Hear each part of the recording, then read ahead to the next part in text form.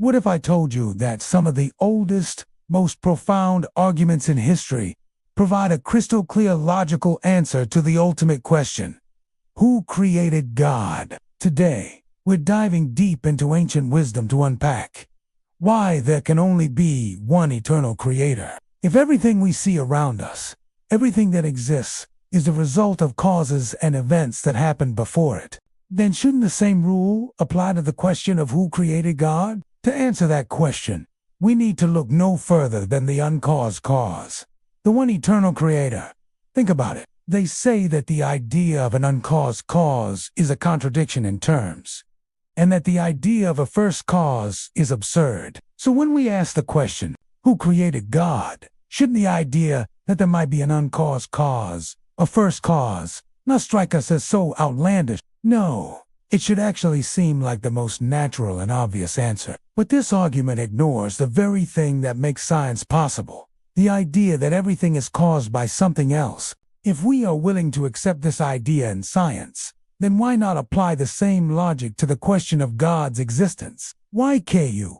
And we use the same kind of reasoning to argue for the existence of an eternal creator. If everything we see around us is the result of causes and events that happened before it, then shouldn't the same rule apply to the question of who created God? The idea that everything is caused by something else is so ingrained in our thinking that it is almost a reflex. When faced with any phenomenon, our first question is usually, what caused this? We seek to understand the chain of events that led to this moment. And this drive to understand the causal chain is what has led to many of our greatest scientific discoveries. The idea that everything is caused by something else is so ingrained in our thinking that it is almost a reflex. When faced with any phenomenon, our first question is usually, what caused this? If you enjoyed this video and want more videos like this, please let me know. And please subscribe. We seek to understand the chain of events that led to this moment. And this drive to understand the causal chain is what has led to many of our greatest scientific discoveries, and why this isn't just a belief, but a powerful, logical conclusion. Who created God?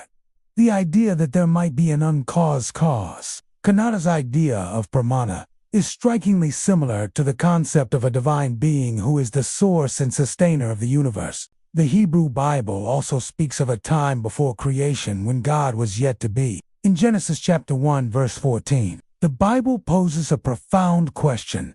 What was God doing before he created the world? This isn't a rhetorical question, but an invitation to consider the state of things before creation. It's an acknowledgement that there was a time when the universe, with all its laws and order, didn't exist. A first cause shouldn't strike us as so outlandish. In fact, it was the great philosophers of antiquity first put forth this idea as a logical and compelling argument for the existence of a divine being. For example, the ancient Greek philosopher Thales of Miletus, considered to be the father of philosophy, believed that water was the first principle or cause of all things. For Thales, water wasn't just a thing, among other things, but the very source and cause of everything. He was trying to identify the uncaused cause, the starting point of the causal chain from which everything else flowed.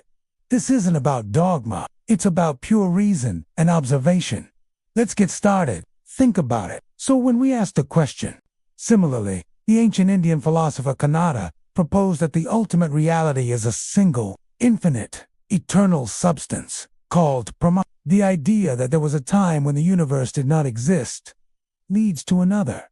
How did the universe come into existence? But when it comes to the question of God's existence, some argue that we should throw logic and reason out the window.